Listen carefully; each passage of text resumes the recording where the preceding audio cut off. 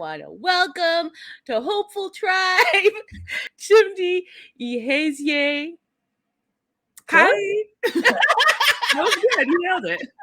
Sweet. Welcome. Chimdi has a delightful YouTube channel that I can just watch forever. Sometimes I'll just hit play and keep going from one video to the next. It's fun. I want to share your YouTube channel just in case people haven't seen it yet. So, they hit the right place, but I'll put a link in the video description too, because Perfect. I keep meaning to update both my header and my little icon because I'm a bald-headed person now. So I really wanted to update that. So year I'll have like a new, fresh look on my channel. Yeah, totally. I would get some people on that. Like, you need some people at this point. It's still a one-woman show. You're right. It's still a one-woman show. It's like at some point you got to commit. You got to invest in yourself. Right. Be like, yeah, let me get some help. Yeah. I'm going to send you one of my favorite podcasts about that. I love that. When it's time to hire a team. Mm-hmm. I've always wanted to be that person who's like, thank you to my team. Thank you for my people for helping me. Yes. Well, that's going to be you very shortly. There's two things that I like. So when I think about manifestation, I like to manifest like experiences, right?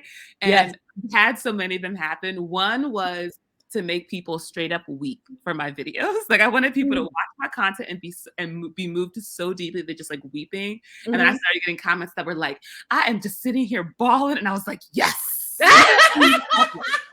And the next one, it hasn't quite happened, but it's happened like pretty close, which is to be like, because my friends know me and they know I've been doing YouTube and they're like, supportive and all that. But for a long time, it's been a very, very small community. And one of my following dreams was to have one of my friends just being out in the world and someone comes to them and it's like, I was watching this YouTuber. Her name is Chimdi. And they're like, I know who that is. And I haven't gotten that one yet, but I've gotten something close, which is that my friends will just like, I'm not on Instagram at the moment because of a social media fast, but they'll just like post a photo of us together when we were hanging out on social media. And then their friends will message them like, how do you know Chimdi? And they're like, she's a friend of mine. And they're like, oh, and they like reference the YouTube. So that one's pretty close. And the next one I want to manifest. And then there's two. One is, being like, I'm just thanking my team for all your support. And the one I really want to manifest is when like folks are like, y'all, I have some really big news. I wish I could share it. I really wish I could share it with you guys. I can't right now, but I just want to let you know that I have something really big, new, exciting thing happening, but I signed an NDA, so I can't talk about it. But just so you know, things are going great over here. And that one hasn't happened yet. I know it will, and I'm really excited to make a video that's like, I'm not going to tell you, but something great has happened. Okay? So we'll get there. It's all coming. It's all coming. It's all on its way. Yeah, thank you. No need to be in a rush because it's all coming. Amen. Mm-hmm. And there's always more. That's what's so fun about life, right? About it is that there literally is always more dope stuff and it never ends. And then every time you think you've like reached the height, new great stuff happens. And you're like, literally, I couldn't have imagined this. It really feels like an embarrassment of riches. You're like, literally, I don't need more stuff, truly. And God is like, I'm not done. Here's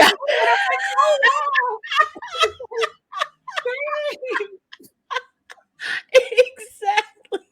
It's a blessing. Oh my goodness, God is good, huh? Amen. Oh my goodness. I just feel so blessed like every day. Amen. Every day. And I have done a lot of stuff in my 56 years on the planet, but there's still a whole lot more out there for me, That's beautiful. Yeah, that's wild how much life that is. I'm actually gonna be turning 31 in less than a month. Yeah. 30 I feel like is like the sexy birthday. So now 31 is just like, you in it. Yeah, girl, keep it going, Yeah. They say that at the one birthdays are the actual beginning of the decade.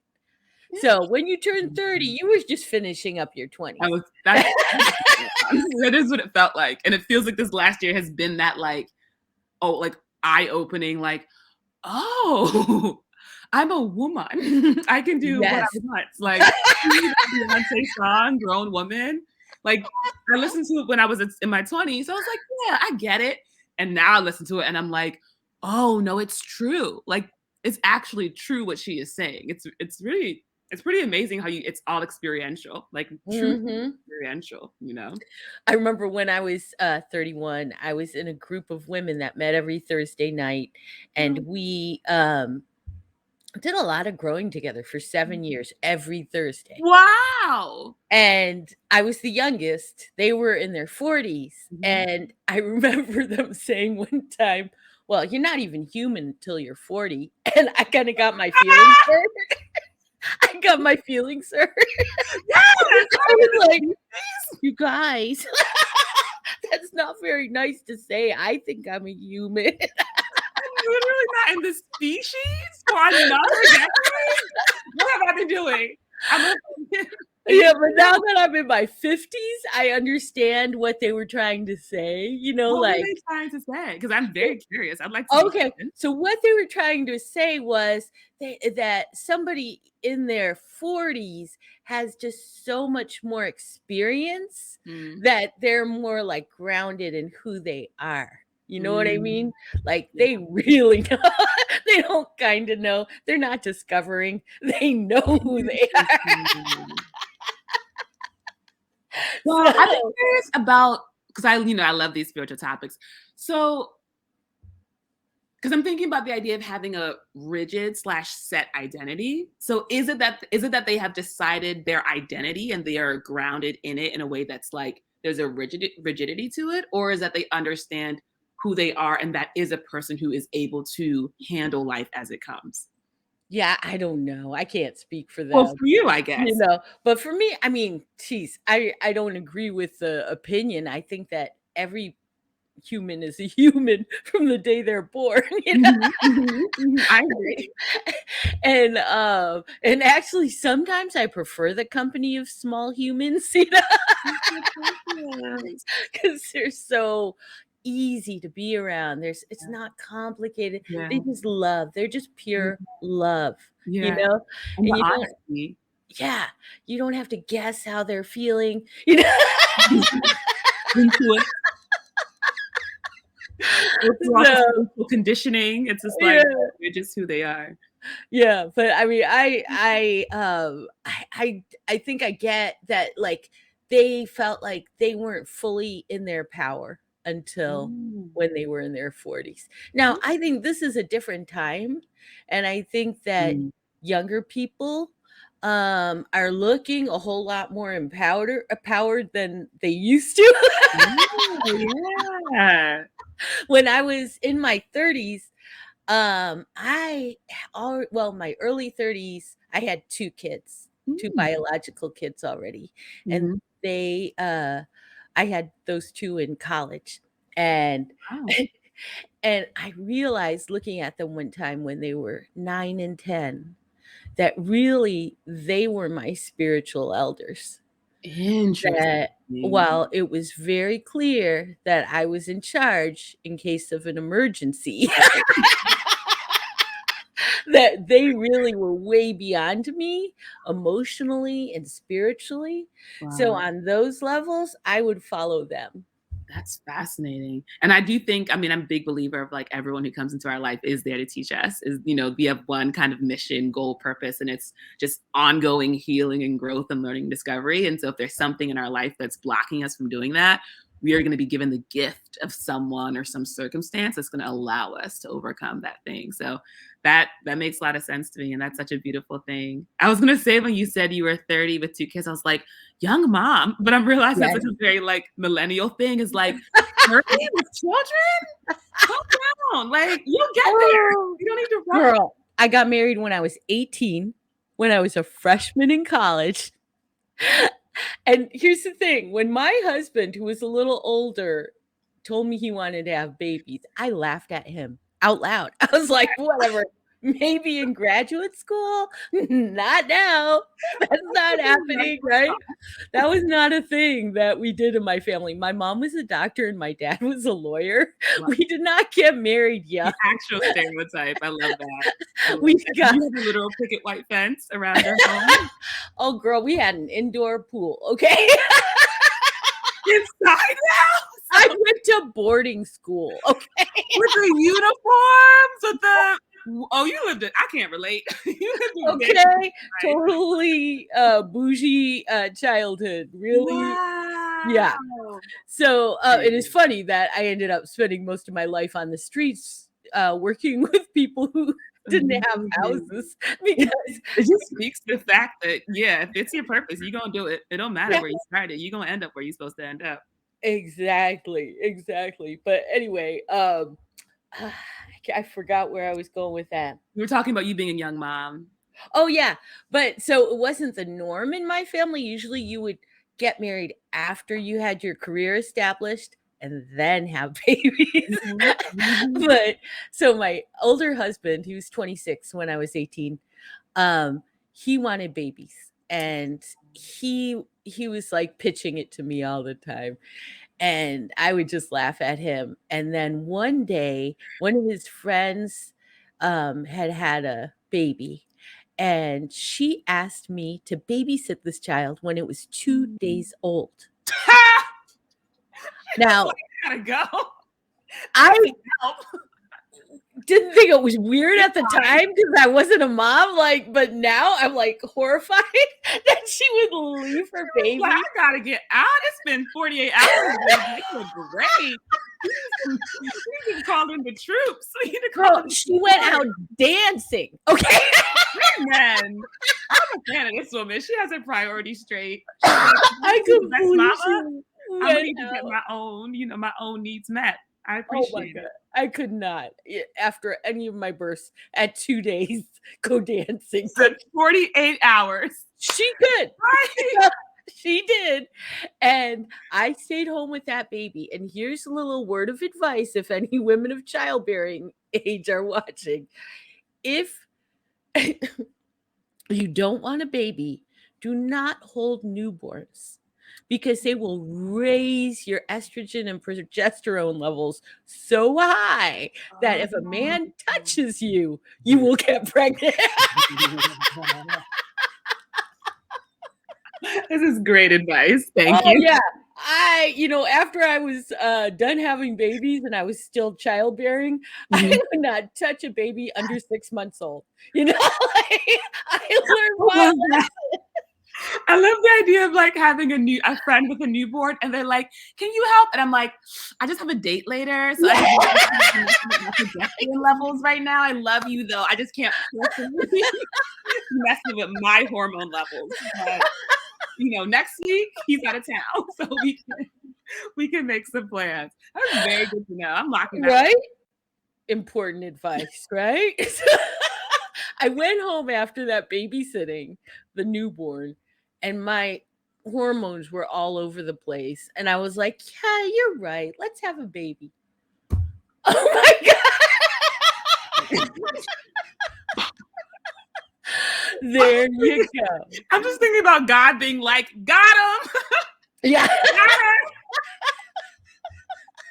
But I don't regret a second of it because I got this beautiful, healthy son named Tim, and he is 36 now. And he has 2 babies, and they are Ava and Jackson, and they're 11 and 5. And so it was all meant to be. That's beautiful.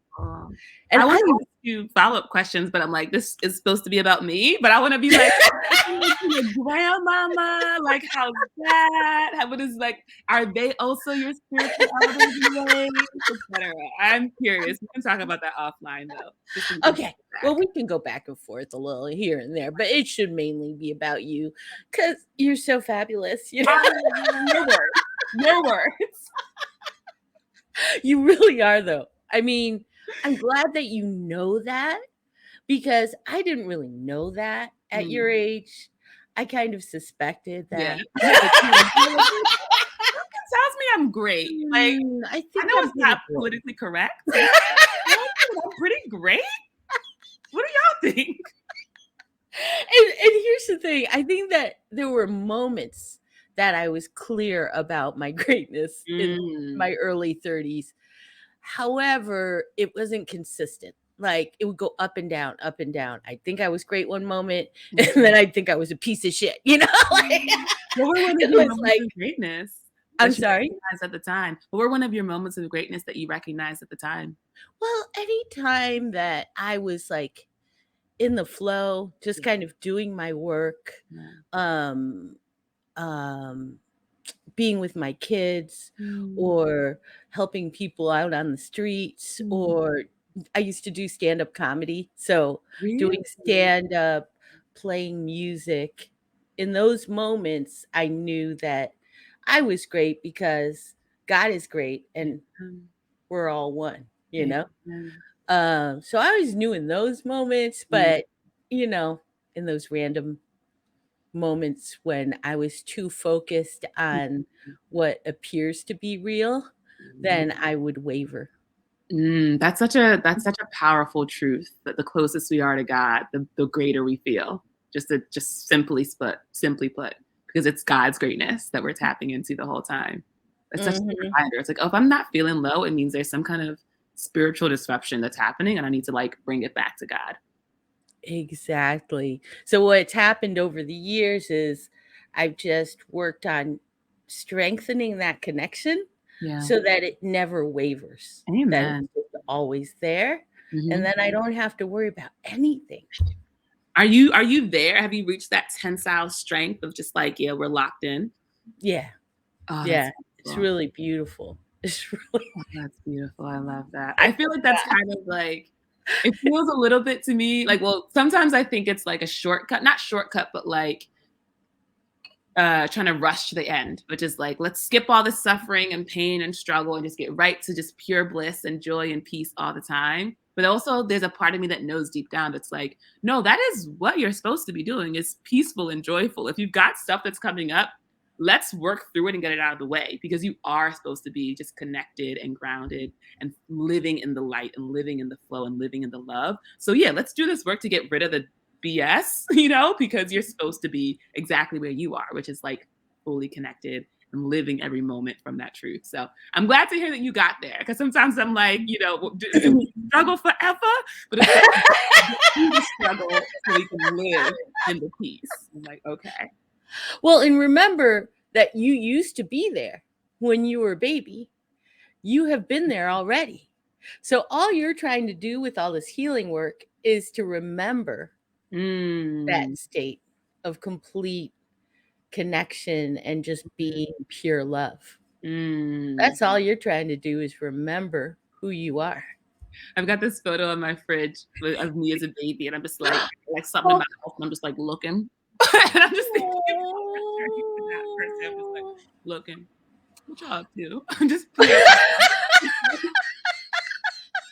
What brought you onto your spiritual journey? What was like the first like indicator there was a need for healing? I remember in my 20s being in this state of like, I wouldn't say it was full on depression. I think it was like a mild kind of, I think it was that apathetic level of like, here we are. Let's just kind of get through this. I'm ready. It was like I'm ready to die at any minute, but not like I want to die. More just like, whew, hope we can wrap this up soon. Like, oh, we still doing this, huh? So that kind of energy, and knowing that that wasn't the correct energy, like realizing like this isn't the correct energy. And then simultaneously simultaneously I was not close to God, right? Which is why I was feeling that way. So I was like not close to God, not like grounded in my faith at all. And I actually met this person, and I was raised Roman Catholic, and Ah. my biggest like thing that just didn't make sense to me was the story of Job and the idea of um yeah, but it was what really bothered me about that story though was not that Job went through all that stuff. It was the idea that after losing, in my understanding, reading it then was like, he like these people died. Like he lost his wife, he lost his children, all of his like animals and stuff, they all died. And then at the end of all this suffering and pain, he got new ones. He got a new wife and he got new kids and new animals. And I was like, we can't replace people. You don't just lose your wife and be like, I got a new one though, it's cool. I was like, that is not work. It's like how it works with your children where you're like, I got a new set, we good. I fundamentally did not understand how that worked. And I remember talking to this guy and he was like, and I was expressing this to him and he was like, the reason why you can have a new wife and a new child and it be a replacement is because they are just God's love. It's just God's love in all these different forms. So it's not like you're having a new thing. It's still just God's love coming to you. And that kind of like, that solved my truly only one issue was just that one problem. So that was solved. And I remember asking him then like, so what's the point of being alive? And he was like, to praise the Lord. And I was like, and I imagined like if I had created everything, the universe, yeah, I'd want you to give me a little recognition. I want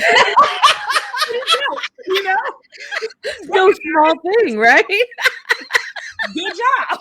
So that, from the ego point of view, my ego really resonated with that. You know, that's an ego, of course, but like from an ego level, I was like, oh, that makes a lot of sense, actually. So those two things those are the first seeds. Was first like, of course, we all have the seed of love and the desire to be our true selves in us. And I think like him giving me that wisdom around it being the same love, whether it's just in our friends and our family and our partners and our work and our art and whatever it is, it's the same love. And then the watering was just like, you know, the purpose of praising the Lord. And we know how good it feels to praise the Lord, whether it's in doing our work with others, whether it's in loving people, whether it's in like, you know, they're all learning. Like there's so many different ways that all come down to really just praising the Lord. And so those were the seeds. And then I'd say like, then I was still below ground for a couple of years as my little green bits were growing. I think when I did a year of international travel, and I think that was actually me breaking out of the ground, because America has such a specific culture, and we as a country, I think, make it seem as if we are genuinely all you need to know about. It's like, don't really worry about what's going on over there. It's not as great as here. We are actually the best, and we believe it. And so I truly, and as someone who is already confident, I resonate with a country that's like, we are the best. What are we even doing looking over there? They wish they were like us. We control all the media. We control all the innovation, all the best companies. We invented the internet. Like, we're the best, you know? So that was very aligned. And then getting a hint of like, seeing what it's like everywhere else and realizing how deep the like illusion is was earth shattering. I was like, oh, this is an illusion? And it's literally as if you found out that like I'm trying to think of it, and there's literally I can't think of literally another more like life-changing illusion than realizing that this American culture is like low-key a scam. I was just like, the idea that you think you're benefiting, that's the thing that got me, is like being so thoroughly convinced that how you have it is the best way to have it, and realizing how fundamentally wrong that is was such a game changer. And then while I was overseas, you know, we saw an incredible mix of living circumstances. So folks who were living very well and us ourselves getting to live very, very well, but also like some real poverty and being exposed to that as well. And so really kind of being more in touch with just how blessed I am, and realizing that I wanted to spend more time just living in that gratitude and being focused on the Lord, because I've realized all the blessings were coming from God. It was because my experience was so beyond what I could have imagined for myself. I understood that this was God's work. This was not something I was planning or controlling. And that was the first kind of realization for me, that things are better if I let God be in control of it. And so I remember, I think it was after 8 months of traveling or so, I started just committing to like a daily, just like reading the Bible daily, just like a little verse every single day. That was like the first small step. And there's a verse in the Bible, which I do not have memorized, that's about like basically if you have even just this small flame of love and desire towards the Lord, it's going to be turned into this like roaring fire. That's exactly basically what happened. So like as I kept nursing this flame, it just kind of kept growing and growing and growing. And I started feeling that safety and that security to start kind of stepping further out. There's a therapist named Terry Real who talks about like becoming and belonging, and how like when we're kids growing up, we feel safe in our parents, ideally, right? We feel safe in our parents' hold and in their arms. And then because of that safety, we like take that one little step out and see what's going on. And when we get scared, we like come running back. And then when we feel good again, we're like, okay, take a few more steps. And we come running back. And so I think feeling that safety of the Lord and realizing how deep that love was allowed me to start kind of taking more steps out, because I realized that love was always going to be there for me if I ever got scared again, basically. And that path has just kind of kept going and going and going and going. So small things like traveling internationally for a whole year and selling all of my stuff to do that, to doing like intimate things like shaving my head and just experiencing my own body in different ways, to things like quitting a job and not having another 9 to 5 lined up and feeling secure in the fact that God would help me. God would really be doing all the work. I'm a big believer that I do 1% and God does 99%. Right. Both on board with those ratios. We're both like fine. We're like, God's like, it's cool, girl. I got this. In fact, whenever I start overworking, I remind myself of that. I'm like, truly, you're doing too much. I'm struggling. Like, that's not how God wants me to live. And he's like, yes, girl, I don't. And then God takes over and things get better. Yeah. So, yeah. God's like, when's the last time you had a nap? Okay. You need some rest. Course in Miracles, I think it's Course in Miracles, describes how like basically when you truly understand who you are and you just let God be in control, it's as if you are in like a meadow, you know, and God is literally like carrying you in his arms as you like walk down this path of this meadow. So you're not even walking, you're literally being carried by the Lord on this path. And I'm like, that sounds great. I'm not even using my legs. I'm literally just being held as you just walk. I'm just like, oh, this is so beautiful. And he's like, So that's kind of what I think too whenever I'm struggling, is like, does this feel like being carried through a meadow? If not, we need to reevaluate, you know. I love it. That's such a great image, you know. I know, it's so powerful. So yeah, that was, you know, about 6 months ago at this point. And so I'm continuing to just, you know, feel into it as I go. And it's been a really beautiful journey. Of course, it's had its like growth areas and struggle areas and all that. But ultimately, I feel very, very validated in my choice. And I feel like God constantly is reminding me like, yeah, girl, I got this. You good. You don't have to worry about this. It's fine. Well, you know, I think over time, if you are attending to your spiritual development, you will have many spiritual awakenings. And with each one, I've noticed that it takes a while to integrate everything that I've learned during spiritual awakenings. So, you know, it's a beautiful thing when those big moments happen. And then I think even more beautiful is the process afterwards, where all of that kind of settles into your body and you know it. For me, and this is something that my friend, one of my best friends, also has like 10 years on me. And every time it always makes her laugh, because literally every time I come to some new learning or insight or healing moment, part of me really thinks I'm done. Part of me is like, I would love that. Oh my God. Can we be done? No. Every time I'm genuinely shocked, where I'm like, there's something else I gotta work on. Like, I'm not done. Like, I thought with quitting my job, that was the ultimate, like, we walked in our truth. Good job, Chimdi. You're good on that. And then I keep having experiences where I keep having to be like, oh, this isn't aligned. I thought I was walking in my truth. I wasn't. And I got to get myself back on truth. And I'm like, I thought we were done. I thought that was like, check, we were done with that journey. Like, I knew there would be other parts, but I thought that part was done. I'm just like, oh, it keeps going. Oh man. Yeah, I think as long as we're walking the planet, you know, we're gonna keep on having more to work on. And that's okay. You know, what else? And it's great. And it's one thing I think about when I get up in the morning is like, just took a nice deep breath. Just the idea of like, if God is breathing in into my lungs another day, that means he's got something for me today. So there's something else that he's like, you're not done yet. I got something else for you. And so that's kind of like the energy that I take in the day, is like just kind of that like present, like looking out of like, all right, what you got for me today? What is it that you want me to learn and grow into that I didn't know yesterday? And literally every single day there is something, which is dope. Right. I'm like, oh, good, I got that. Cool. It's Feeling. never boring, huh? Never that. It's never that. Do you have a particular morning routine that you usually do? Yeah, so I always kind of start with I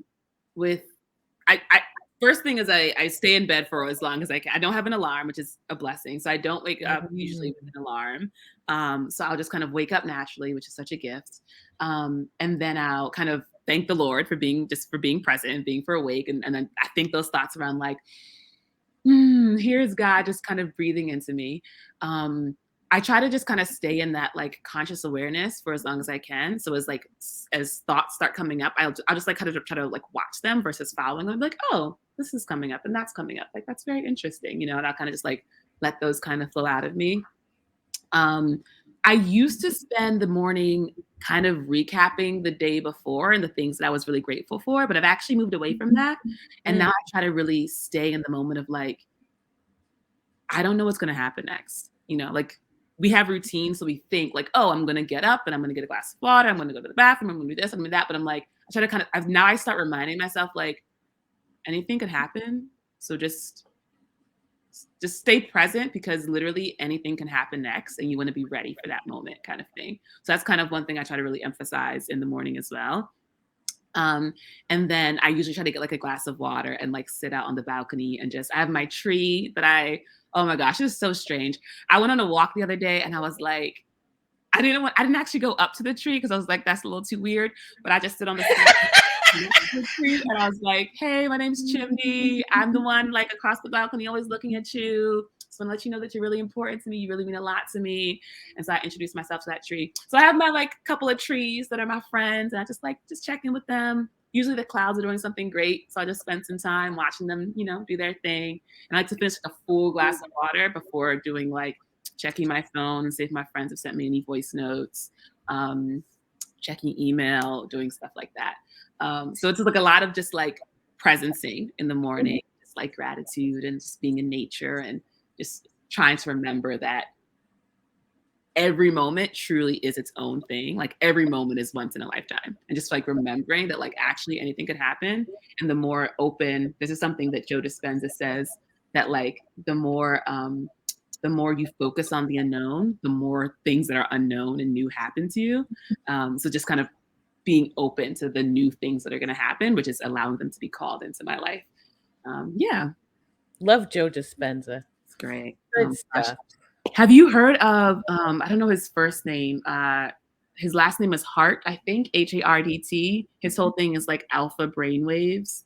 I'm taking notes because you're coming up with names I don't know. He wrote a book called The Art of Smart Thinking. And I think if you just Google like bio cybernaut, which is a made up word that he made up, you'll find his website and some of his stuff. And it's literally all about how we can we ourselves can control our alpha brain waves and the beta and the theta and all those things. And about it, he has this process where you literally train yourself to like have this immediate feedback of knowing you're creating alpha so you can create more. And it's like after like 7 days in his training, it's like 20 years of like meditation. So I'm just like, but it costs money, of course. So, but I'm like, once I get some money, I'm gonna train my little alpha waves. Yeah, and I've thought about doing one of Joe's workshops too, because he has that whole setup too that you can do. That sounds really cool to see what happens. Like I can feel it. I would like to have better control of it. I feel like his stuff is the most and that's what I was so interested in reading that Art of Smart Thinking book, because it's all about basically the idea that like we have for so long it's been like science in one camp and then like mysticism and faith in this other camp, and about the point is to kind of merge these together. And that's a lot of what this one guy is doing, is around like you literally, when you've got both hemispheres of your brain in sync, it literally creates a halo around your head. So when we think about these spiritual people who have had like halos depicted in art, it's because they were just, I was gonna be like, their shit was so aligned. Like they were so aligned. Yes. So there really is this way of bridging these two together, and all these folks have their own way. But yeah, the stuff that Joe Dispenza is doing with like literally folks who have been, in wheelchairs, like getting up and walking. I'm like, it's the stuff that Jesus talks about, and it's just, that's what Jesus said, is that we would do this stuff even more than what he was doing. I think that's so cool that like in my lifetime, this stuff that literally is magic is like happening. I just think it's so interesting. Yeah. Well, it's been happening. It's just that now the white scientists are talking about it, and You're so right. it's real. You're right. That's literally the truth. That's literally true. Now Western, you're so right. It's been happening, and I love it that the white scientists believe it now and are sharing their science and their data and stuff, because that they have another perspective to add.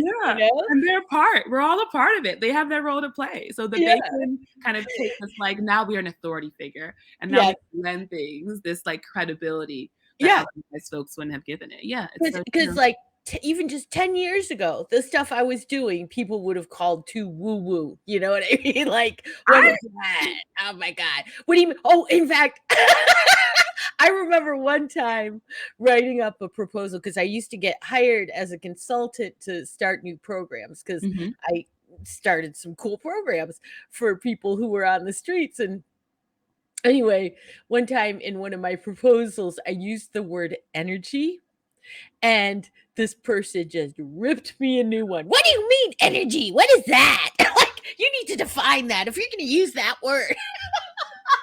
Are you familiar with Dr. Gabor Mate and his whole thing around like?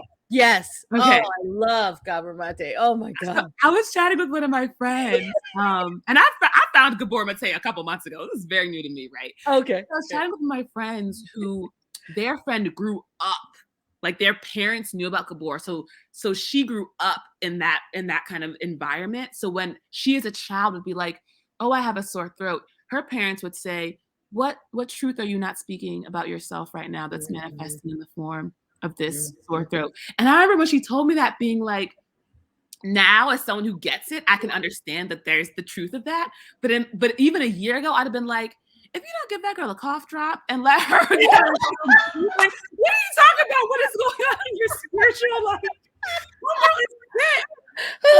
Even just like it's like that curve. It's so dramatic. How even truly 6 months, I'm just like, yeah, let's talk about what's going on in your inner world, because it's manifesting. It's blocking your chakra or something. Like, yeah. Yes. Wild. Yes. In fact, it's funny, because I was noticing, I'm new to the YouTube space, and I've done a lot of performing in the past, right? I started out a musician. I was a classical musician when I was a kid, and then as an adult, I became an actress, and I became a stand-up comedian, and so I've done a lot of performing. But this whole talking to a camera in my bedroom thing is super new. Yeah. And I feel like I'm slowly getting more comfortable, but I realized that my voice was still not really strong, and I wasn't letting myself say a lot of the things I wanted to say. I was really editing too much. Yeah. So I actually found this class I started yesterday called Free Your Voice. Yeah.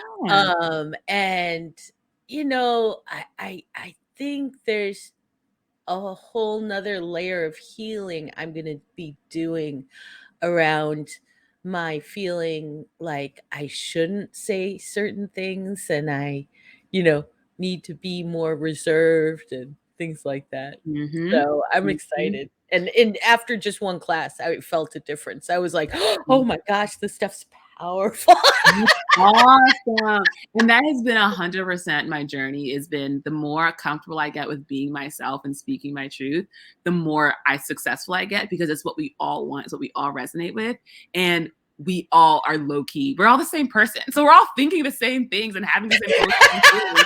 And so people really gravitate towards you when you are speaking the truth, because they're like, that is the truth. They're like, yes. And they know that they also should be saying it, and they're on their journey to get there. So when they see someone who's like, you're saying the thing, it's like, and we all know that, like, and you will too soon. You know, it might mean taking a class or doing something else, but you're gonna get to that point because it feels so good to just speak. You know, so yeah, I love that for you. Yeah, I'm really excited about it. Amber Field, by the way, is the teacher. Very good, very good. It's a virtual class? No, it's actually in person too. That's what's so fun. I haven't had an in-person class since before COVID, so it's really exciting to be able to meet with people. We meet in a park outdoors. Oh, yay! Oh, but like to see them and to be able to hug them after. Oh, what a blessing. Priceless. Yeah, it's just a blessing to appreciate what it is. What a blessing to just be together. Who would have thought that we needed a reminder of that being a blessing? But I'm very grateful that I appreciate people so much deeper now. I think it's really interesting, like, yeah, basically, like, if more and very many smart people are in government, but I think, you know, the private sector and other sectors are very sexy. So a lot of very brilliant people just kind of choose to not be involved. But like, as we think about some of these like major issues in our globe, you know, like some of these major problems that would really be supported by public approaches, I think about the folks who like want to complain about the folks who are in office. And I'm like, have you ever ran for office? How involved are you in your local community? Because it's us. It's not the politician over there. That's our government. It's our responsibility. And I think a lot of people are kind of like choosing to not be as active as they genuinely could be and make real change in their local community that would spread outwards. Because it is easier to just point the finger and say, well, you over there, who's the senator or the politician or whatever else, should be the one doing this stuff. And it's like, this is all of our world, you know? But I always just get a little like, the government, because that was my old life. Well, it's still my current life, but like, y'all ever ran for local government? Because it is hard. It is no, hard. I totally get where you're coming from. And like, even on a larger scale, like I feel like people probably aren't as involved as they could be, you know, in general, people. But I think not you or any particular more person listening. I was talking to this guy yesterday and he started, you know, doing that kind of Trump bashing, like, oh, this horrible person. And he said, we could do without him. And I said, but could we really? Because isn't he us? Like, aren't we all connected? Like, I don't know. I don't know. This Jack Kornfield podcast, and he was talking about some of the initiatives that the Trump administration had done around the opioid crisis and how like they gathered like I think it was, I don't remember it was the CNN commentator. I want to say his name's Van Jones. I think it's him. It was like Van Jones worked together with Jared Kushner, and like Van Jones reached out to like the like Black communities that were impacted by the crack epidemic. Yes. Yeah, that happened because they experienced what it's like to like see your families and relatives go through this thing and how to still like fight through as a community and be resilient. So they actually brought those people together with the folks in like Appalachian, those other places that are dealing with this opioid crisis. And they brought them together in the meeting. So of course you got these like Black communities mixing with these like very like Trump communities, right? And the way they started the meeting was they had everyone bring a photo of somebody they had lost to drugs. And they went around, every person told the story of the person that they had lost. And so by the end of that introduction, everybody understood they were genuinely on this together. And I never heard of that initiative. I had no idea that stuff was happening. And it was only from this random podcast that I even knew that happened. And that's when I realized, like, you truly see what you want to see. If you have a narrative that, like, this person is a bad person and all his policies are bad and it is a genuinely is hurting our country, you will find and you will see that story. If there's any part of you that's open to seeing any other part, you'll start to see these other parts and you'll see the nuance of that. And it's interesting how it feels, even talking about this. I feel the people who are like, oh, so you like Trump now? And it being like, yeah. And realizing that, like, I remember being that person who was just quick to dismiss. And it really is a function of healing. The more you heal the parts of you that you, for yourself, you wish you could dismiss certain parts of you, the more you bring those parts in, the more you can do the same thing for other people and then for the world. And so when people are very reactive in that way, I know that means that there's parts of themselves that they are similarly like shutting off and pushing to the side. And those parts desperately want to be loved because that's all we ever want. And so I just try to pour love on them because I'm like, oh, okay, you're still at a point in your journey where you're not loving all of yourself yet. And I still have a ways to go. So I just try to give them that compassion because I'm like, I know what it's like. And it's hard, it hurts to not love all of yourself, So I Yeah. get it. Yes. And the thing is, it was a difficult, 4 years to witness.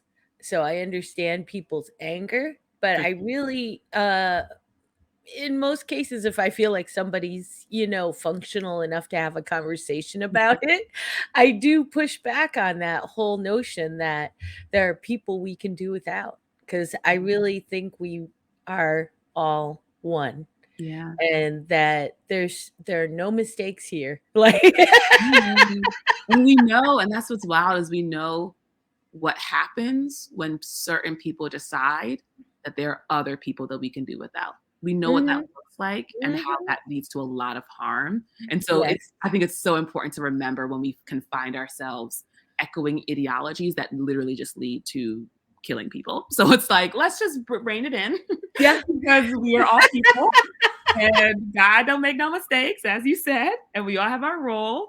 And yeah, so I fully agree. Yeah, yeah. So it's fun. It's fun questioning all the time. It is And fun. and I It is think a lot fun. of people are kind of stuck in reacting most of the time rather than responding, Yeah, because I think that the system we have set up for ourselves right now is less than nurturing. You know what I mean? yeah, yeah, it's true. I think that this whole great resignation thing that we're Mhm, witnessing is mhm. a beautiful thing, a beautiful step in the right direction, Yeah, because for the longest time, we've been living in the system that doesn't allow us enough space to breathe, yeah, you know? So, of yeah. course, we're stuck in being reactive, you know?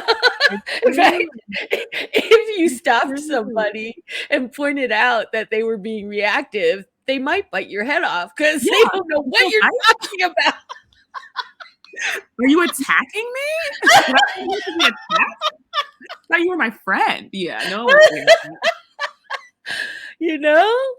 It's Mhm, just hard out there, hard out there. And truly, and it I mhm, also have, the great privilege of waking up when I wake up, mhm. right? Amen.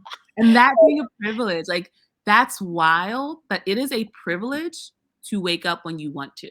That's Yeah. that's that's what's happened in our culture, Yes. which is a basic human function, Sleep. is dictated by how much money are you earning to get by on a very just to feed yourself and have a roof over Yeah. your head. These basic things are now someone else's, I just thought of a new human rights movement. It's called "Sleep is a Human Right." Amen. Oh, Amen. have you heard of this person doing the nap ministry? Oh, yes. Oh Oh, my yes. goodness. Oh my, that's 100%. just so real. Like, for years, 100%. Chimdi, till I was 48, I slept an average of 2 hours a night because I was so busy, busy, busy, busy all the time. When were you going to bed and when were you waking up? I went to sleep after I was done doing what needed to be done. Then I'd wake up when people needed me. And, like, I was raising kids. I raised my three plus another 13. And while I was doing that, I went to college, I went to grad school, I worked at all these places, did my artistic stuff. Anyway, I was busy. So I did not sleep. And I don't think, even though my example is a little extreme, I don't think that's that unusual. Yeah. I think most people in this country are just busy, busy, busy, sleep deprived all the time. Oof. Oof. So when you have enough sleep, it's easy to respond, to be compassionate, to love everyone. Right? It's so true. I'm just getting this. We're having this conversation, like how that needs to get bumped up in my mind and It's important. Like so sleep, true. number one, human right. Like above housing is sleep. Right. Wow. But How do those are my you things, right? Sleep, housing, food, healthcare, education. I feel like all these things should yeah, be human rights. things. And Well, it's all these things are human rights. We we're forgot, pretending. Yeah, right? we're pretending. That's so interesting. Yeah, I saw this thing about how like it was like a tweet a while ago about how like oh like ENFJ versus INTJ versus this or that or Enneagram, and it was like person was or like introvert versus extrovert. They were just saying like we literally just all have the same personality, and it's just different versions of the same personality. And I feel like sometimes when I am just being myself, people are like, "You're so great," and I'm like, I literally am just being myself, and I'm realizing it's like there's a certain set of resources that have either been like given to me or pain and struggles that have been kept from me and that allows this me to bloom. And it's like, yeah, Mhm. literally every single person was able to get some rest and had a sister they could just like sleep on their couch for free Yes, and yes. like all these like of course I'm able to be this hey this bright shining star of love and light and it's like if everyone had really yeah, that's literally all it is. That if they could all just get up when we wanted to and rest and spend 2 hours in the morning staring at clouds and being like, look at that one. Look at the majesty of the earth. Of course, they'd be able to show up in these beautiful, compassionate ways. It's really a blessing to have all these things that most people don't have. Yeah. Um, I feel incredibly wealthy. And Yeah. I was And just thinking about how when I worked, I stuck my toe back into the water of working for other people at the beginning of the pandemic um, because I had gotten sick a couple of years before that. And so I'd mm, gone through all of my savings. So wow. when the pandemic started, Can I ask what was going on in your spirit that you got sick? oh, just too many years of 2 hours of sleep. neglect. Yeah. Yeah. It doesn't pay off in the end. You can do a lot of stuff without Listen. sleeping, but it will get you It in will the catch end. you. It will get you. Your body is gonna say, "You know what? F you. I'm on strike." "Oh, Listen. you need air?" And it's for you. That's what's wild is that you knew you shouldn't be doing all that. You knew you're supposed to be Right. getting some sleep and you ignored it. So the body was like, well, if you're gonna keep lying to yourself, I'll be the final one to say Yeah. no. Like Yeah. straight up. Done. Done. Mhm, mhm, Sit mhm. your ass down. Literally. Where are you gonna So go now? actually, nothing to do but sit there and rest. Okay, so you dipped your toes back into working for other Yeah, so I people. dipped my toes back into the water of working out there because all of my income, my independent income dried up overnight, and I was Mm, like, I better get a job." listen, I I have get no money it. in the bank. So, I went and got a job, and, I worked in a psychiatric facility here in downtown Oakland, Mm, and most of the, patients were unhoused residents of Oakland who had severe mental health and mhm, substance use issues, right? mhm, And I feel like one of the beautiful things about working out there is that it really tunes me up. It requires me to stay spiritually tuned up every day, like interesting. to the max, right? Mhm, Like, mhm. because if you walk into a setting where people are unhoused in crisis, in like severe pain, emotionally, spiritually, sometimes physically, and you aren't well grounded and spiritually connected, Yeah, you're gonna get sick. yeah. You're gonna get so sick. and you might actually end up doing harm. And the converse, I saw a lot, like uh, people might actually assault you.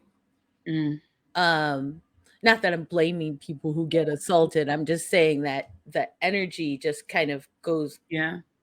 into chaos Yeah. if you don't walk into a place like that very present and very spiritually connected. Yeah, yeah, that makes a lot of sense. Yeah. I'm gonna be doing this program. When is this coming out? Because I kind of want to reveal it on my channel. Ooh, I didn't pick a date yet, but Okay. I will tell you as soon as I know. Okay, for sure, for sure. Well, there's this program. I'm newer at editing than you. I mean, listen, we're all in our journey.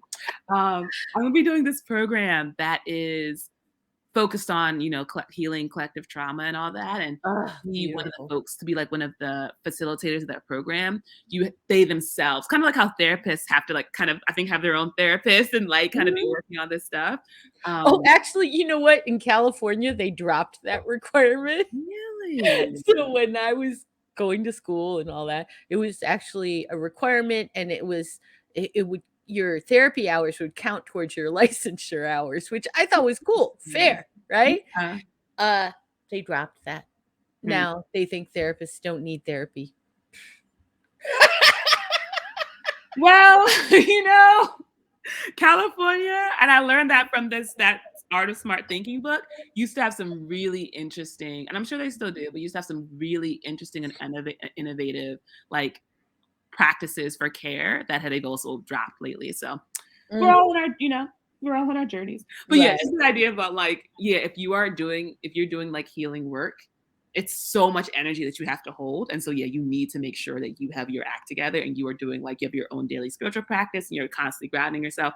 Those facilitators have to like, that they themselves meet separately as facilitators and like do their own work together, because and it's such an awesome responsibility, especially when it's dealing with things around, arguably everything is emotional and spiritual health, but like when that's the clear focus, the responsibility is so much higher, in my opinion, because the harm can be so much greater. And so like deep on this like soul level. So yeah, I'm so glad that it sounds like you were able to really maintain a strong spiritual practice and spiritual health as you were dealing with those populations. Yes. I felt bad after I left, even though, of course, I wanted to leave and come back to being self-employed and start Yeah. Hopeful Tribe and all that. But I felt bad because I would hear from my coworkers that, they just missed me so much and things were like not the same there anymore. And like nobody was holding that energy. Yeah. Um, yeah, it just made me kind of sad because people who are in crisis, who are, you know, what we classify as very, very, very poor, right? um, they need a lot of spiritual upliftment, and holding. They really do, and it's sad that that didn't get replaced Yeah. after I left. Yeah. But it's just we're still stuck in this whole medical model of thinking at most mental health facilities. Like they're not thinking like, what does the whole person need? They're just like, make sure you get your Medi-Cal billing done. It's wild. It's all about the paperwork, all Yeah. about the numbers, right? It's not about, did you help this person get grounded from their crisis? Did you find them housing before they walked out? Like what to me is really important. Like, anyway, Yeah, it's I real. could go on. That could be another interview, right? Such a deep, it's such a like, it's so interesting how it's a fundamental thing. It's like the more we are attached to materialism, the more we're gonna think that these are things that matter versus the other things. And I believe that like as we heal ourselves, the system heals as well. So I feel like we're each doing our part to heal the system, and it will change because it's not working as it currently is. And Right. I think are all over the place healing themselves. So it's inevitable that these And systems are going to heal. I think I interrupted you. I'm sorry. When you were talking about this new program you're starting, is that with Thomas? Evil. Yeah, I couldn't remember his I talk last about name. him all the time. The Healing Collective Trauma guy. Yeah. Yeah. I talk about him all the time. I'm so Yeah. excited. I'm really, really excited. I think what really excites me about the program is that he does this great metaphor about how like when one person like goes to like, a weekend spiritual retreat and they kind of have some kind of breakthrough of healing and they come back, and how that influences their family and whatever. He uses this metaphor of like, if you like, you have like a cabinet in your kitchen where you put your utensils. And if you have like this spoon and you bend it out of shape, right, it's no longer going to fit in that drawer. So now you have to change the drawer. And because you change the drawer, you then have to change the kitchen. Because you change the kitchen, you have to change the house. Because you change the house, you change the neighborhood. And it just kind of sprinkles, like ripples out. And so every time you make any slight change, the whole is affected by that. And so just thinking about how each of us individually, as we heal, are healing everyone. And then when we as get in these groups and these collectives do this healing work together, that's upgrading the entire system to then be able to deal with more complex challenges. And as we deal with those, we upgrade again. So just kind of being a part of this much larger process of healing. And at first, that really scared me because I hadn't done as much healing work as I've done now. And even now, I'm still early in my journey. But the thought of like some of these big collective traumas, I was like, you want me to be thinking about? I was like, I don't know about all that. And then I realized, like, because it's a 2-year program, like, and he's done this multiple, like, I think it's maybe 6 or 7 times he's done this program. So it's like, it's designed so that you are slowly healing yourself as a collective. You are growing together and getting closer and growing this field, so that by the time these big things that you as a group are processing come up, there's enough space and enough strength in that collective field to let these things come up and not overwhelm the group. So yeah, it feels like when I first heard about it, I was in that mindset of like this being a checklist, spirituality being this thing I can check off my list so I can go back. Right. And so I was like, great, I'm gonna get my little master's degree in spirituality. We're gonna knock this out 2 years, bet. Now I understand that like truly I want to actually do this work. And it doesn't scare me. It still scares me a little bit, but I know that I will be equipped to do this work. And I literally can't think of anything that I would rather, that I think is more important for me to be doing. And I think I included this. I made like a follow-up video to my very first video about quitting my job, where I was out in Costa Rica and I was talking about how as soon as I was introduced to the work that Thomas People was doing, I was like, this is it. Like, this is the work. And I didn't know what that will look like yet. And I was still scared because I was like, no, YouTube is my work or whatever else. But I already see the way that like just with doing this program, I'm getting closer and closer to doing the work where I'm like, every other problem, racism, capitalism, like hurting our environment, like misogyny, like all these other big issues all come down to us repeating cycles of trauma. So if we heal them collectively, we are going to just unleash all of this energy and all of this love that's been currently trapped in these cycles of trauma. And that's going to affect every single system that's currently in dysfunction. So I'm just like, I can't think of anything I'd rather be doing that's more important for me. And I'm just really, really excited.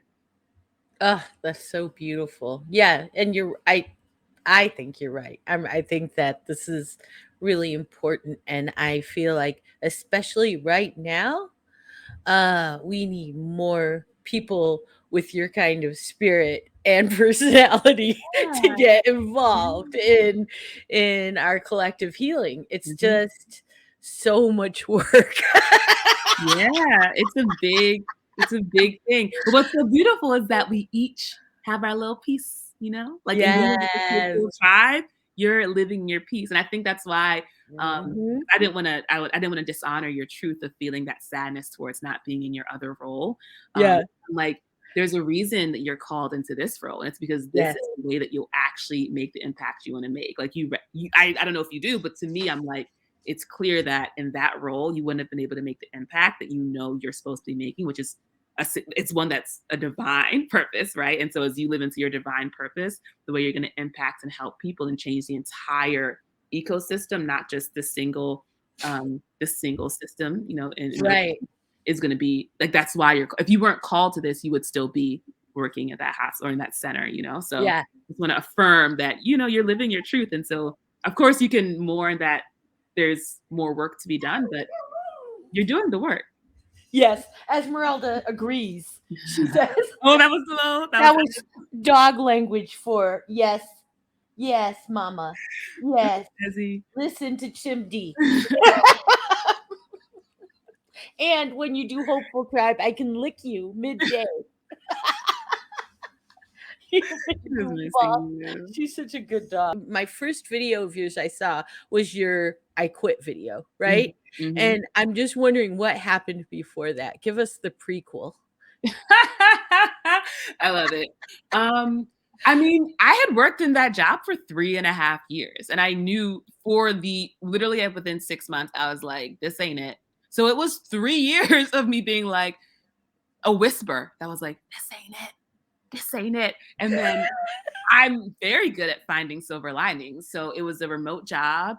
And so I was like, and I'd previously worked for another nonprofit that was also remote. So I was like, you're in another remote. Most people had never worked remote. I was like, you're in another remote job.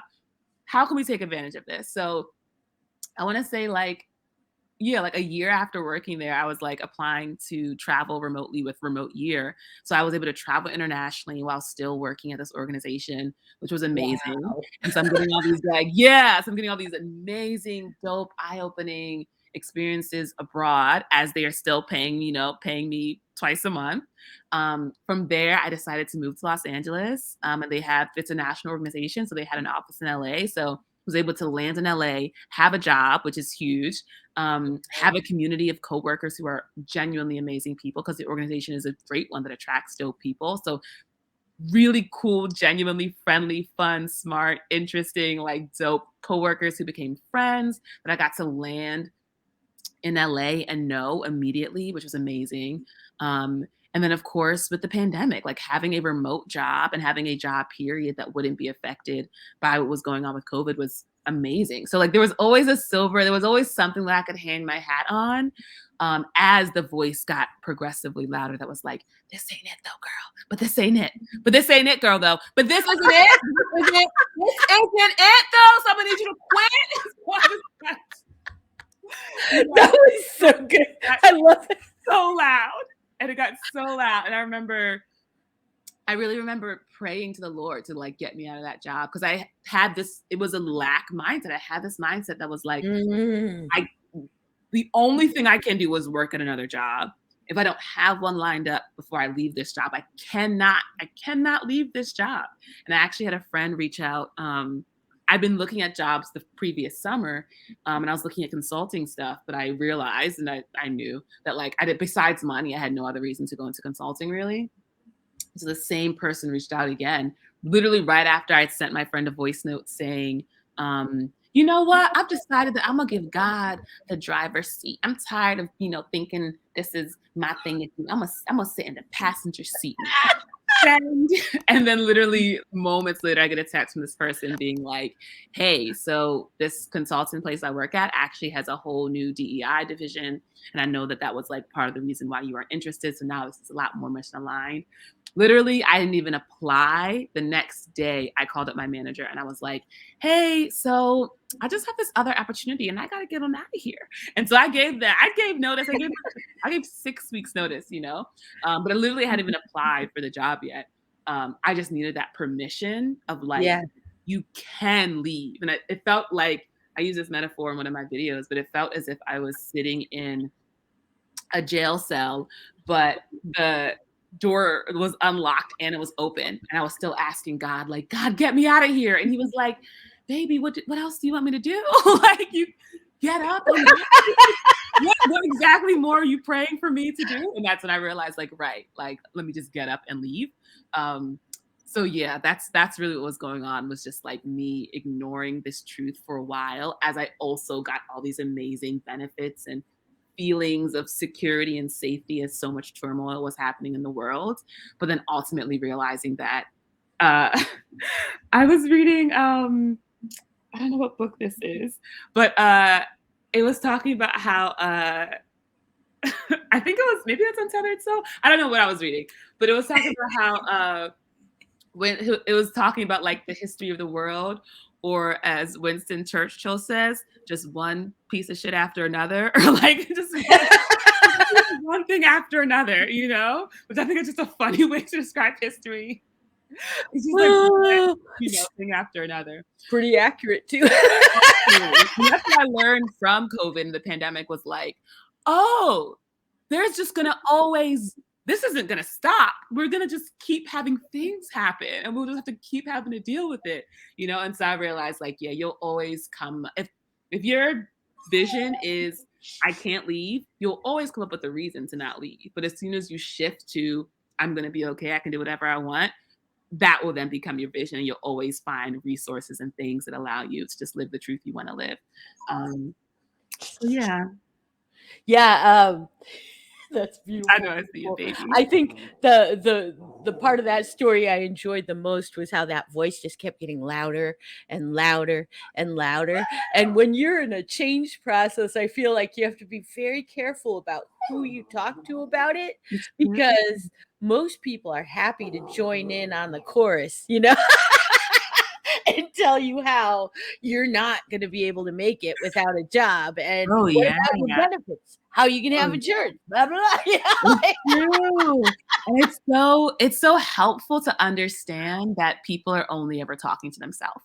Like no one's ever talking to you, because no one can tell you about your experience. That's one thing I love about Rupert Spira. He's like, you can't, like, you know, some people are really into like astrology and like numerology and all these other ways, all these like external ways of telling you about yourself. And he's like, none of that stuff works because no one can tell you about you. Like your experience is your experience, full stop. Like that is your teacher.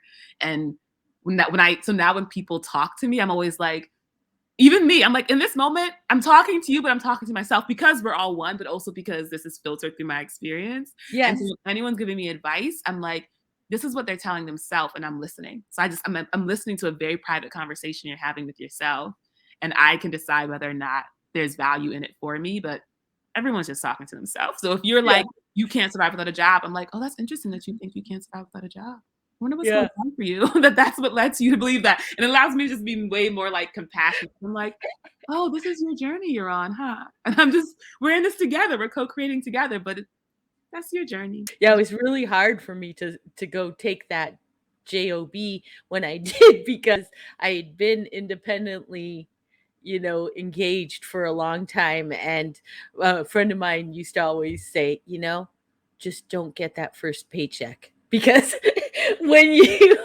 get a paycheck every 2 weeks, there's like an illusion of security that is really hard to let go of, you know?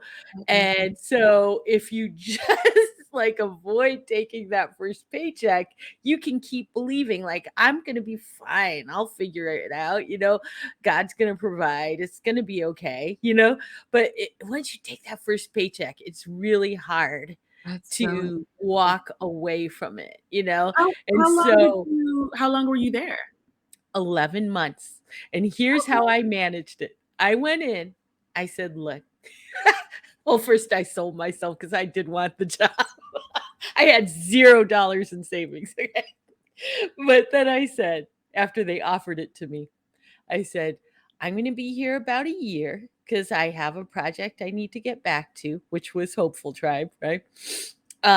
Because I felt like if I said that from the beginning, not only would it frame that in my brain, but that way they couldn't cry later on and try to pull me, you know, because I've had that happen in nonprofits. I try to leave and they're like, oh, wait, one more thing, you know, hey, dude, how about this position, you know, like, oh my God.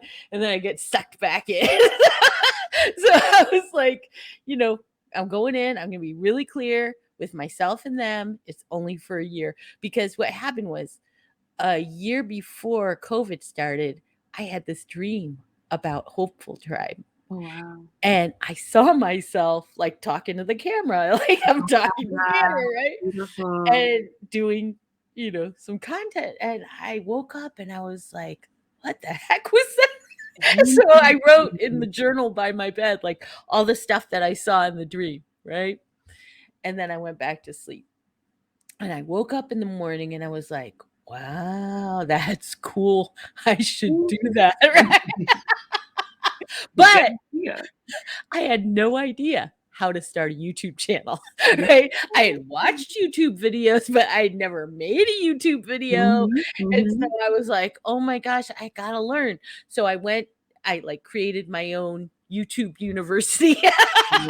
It's what you gotta do. It's what you gotta do.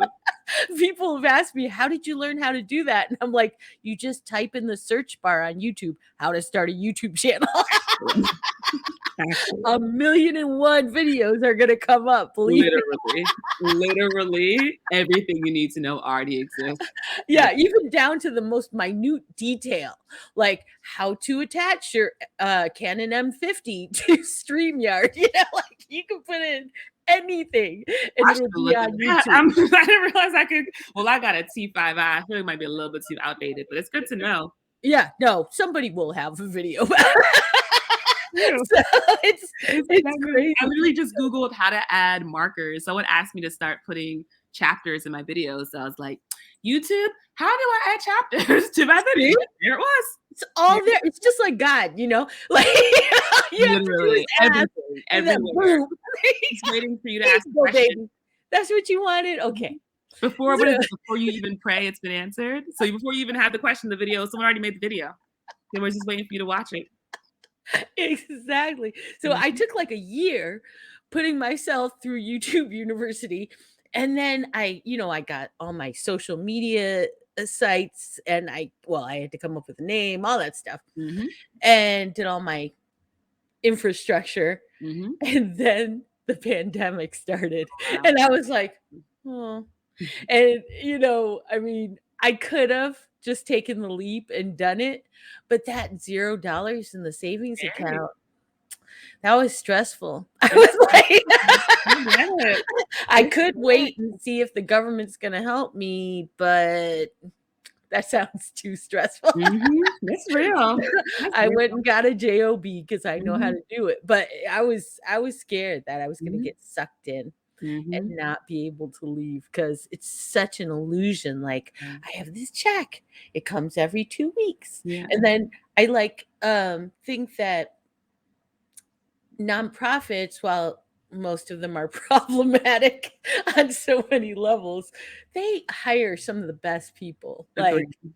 I have made so many good friends over the Real years at friends. Real work. friends. Yeah, Agreed. yeah, yeah. Mhm.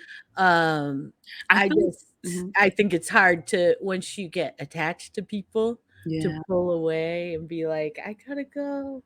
I'm the kind of person who'll make you a real friend though. Like we'll exchange numbers and we'll be chatting, we'll have those real conversations after. But I think what's so interesting is that the illusion is that the nonprofit is giving you the check versus God is giving you the check. So I think as soon as Right, right. like, the money's coming from somewhere other than God, that's when I think because that's my thing is I'm just like I exist and God just finds different avenues to give me money. It might be through Exactly. freelancing, it might be through a voiceover gig, it might be through a job, it might be through winning the lottery. I've never played the lottery in my life, but I read an article. I think I read something with Eckhart Tolle when he like left his like teaching profession and all that, came out to LA, was writing his book.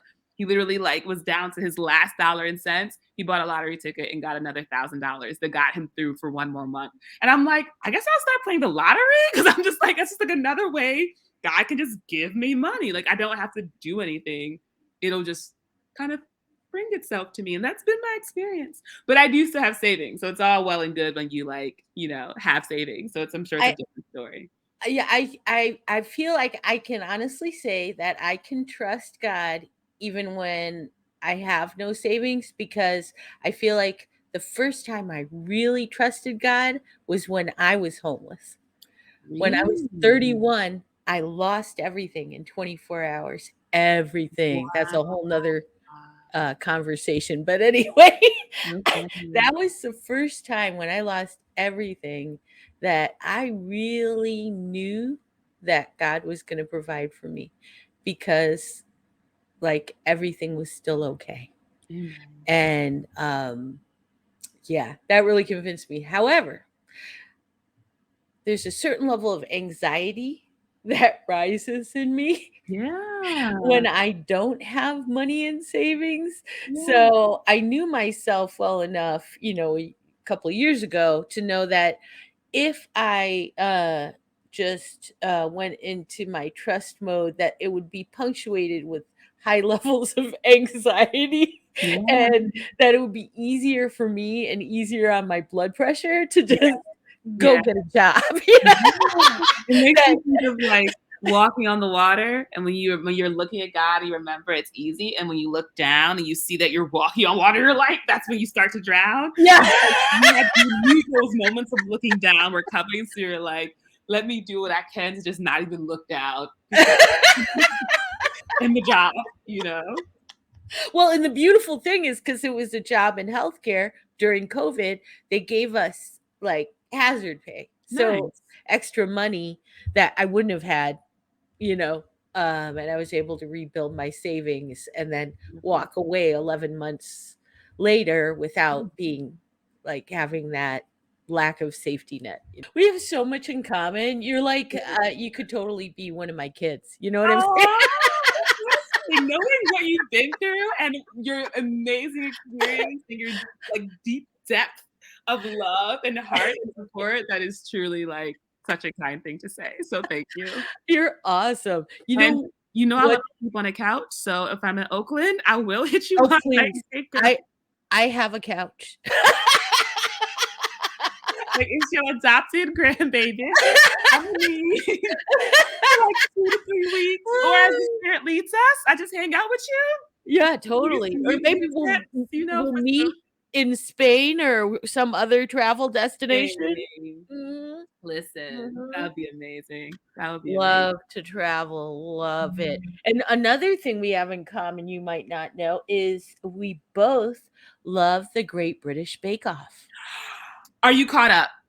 Oh my god, no, I'm not. Don't What spoil are it. you doing?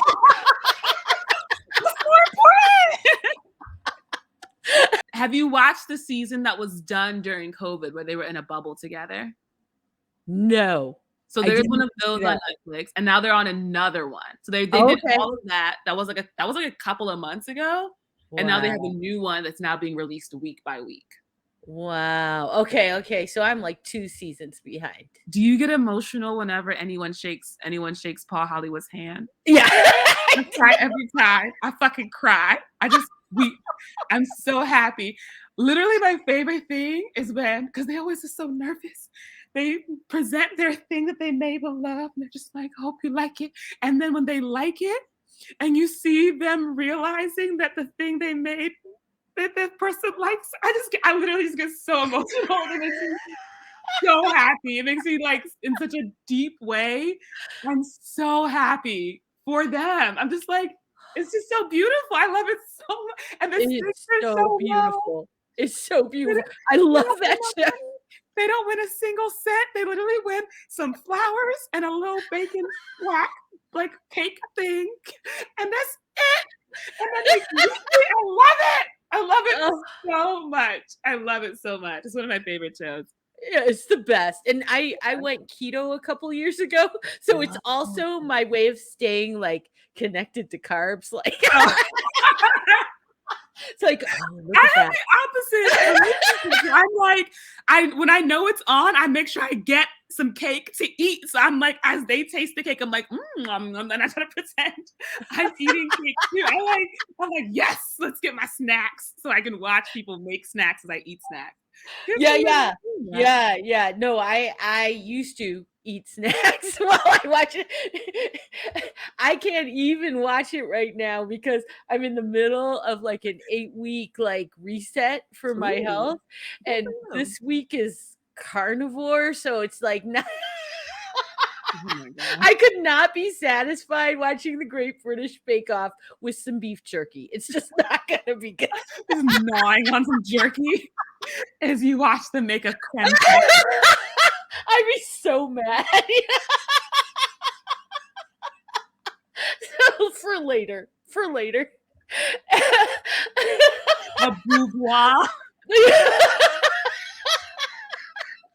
making bread during bread week. Oh man. Oh, Now I do make some pretty good keto biscuits. But Okay. even that I can't have right now. I have to wait till this whole another week goes by. I Is it a snappy biscuit? Is it a chewy biscuit? Like, what kind of experience do you eat? yeah.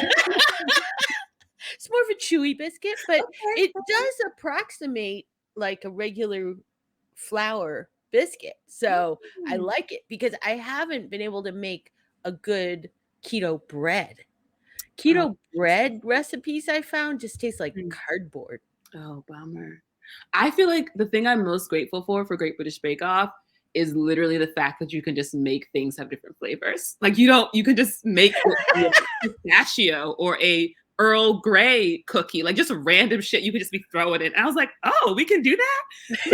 We can throw anything up in there and be like, yeah, this is a I just took some Earl Grey I saw them make Earl Grey cookies. I was like, yeah, I just took some Earl Grey tea bags and I just threw up in there. I was like, okay, all right.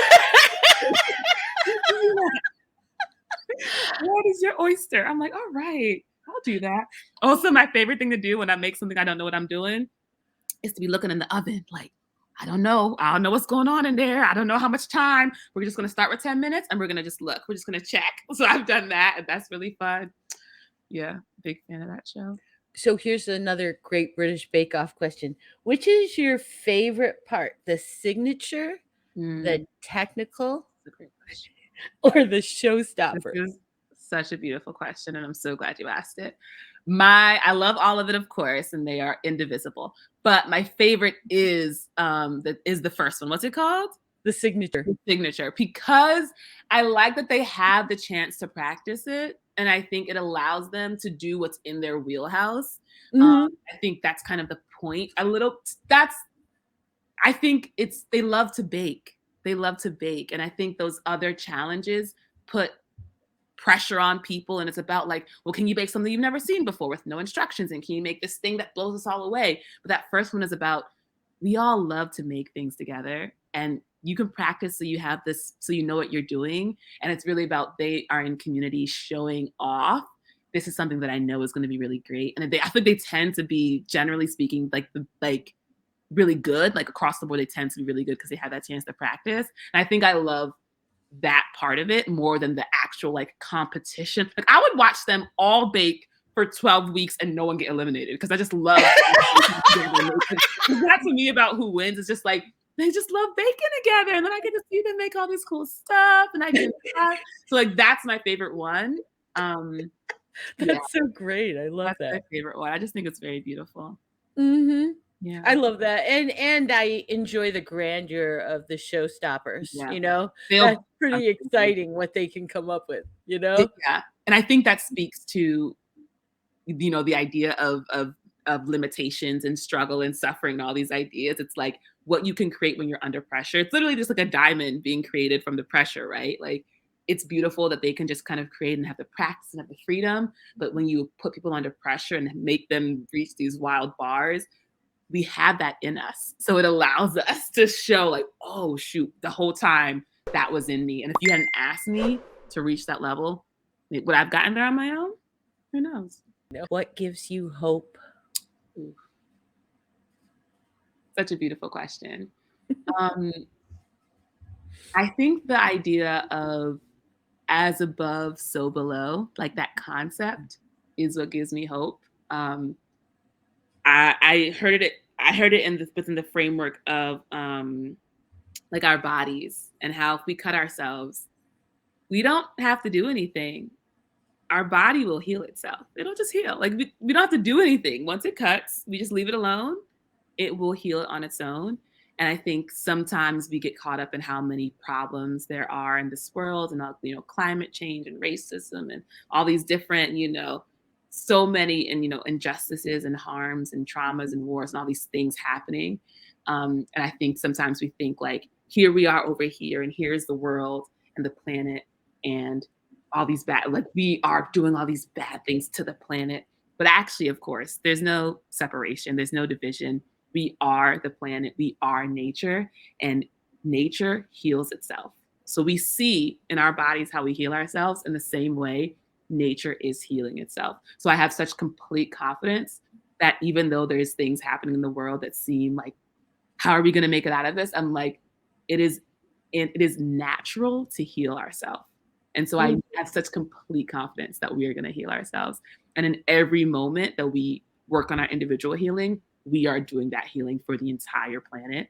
And it's inevitable. So just the inevitability of that peace, of that calm, of this, of heaven on earth. Like, I just know it's coming. So I'm like, we're going to get there. I'm going to do my part. You're going to do your part. We're going to get there. It's literally inevitable. So that gives me hope.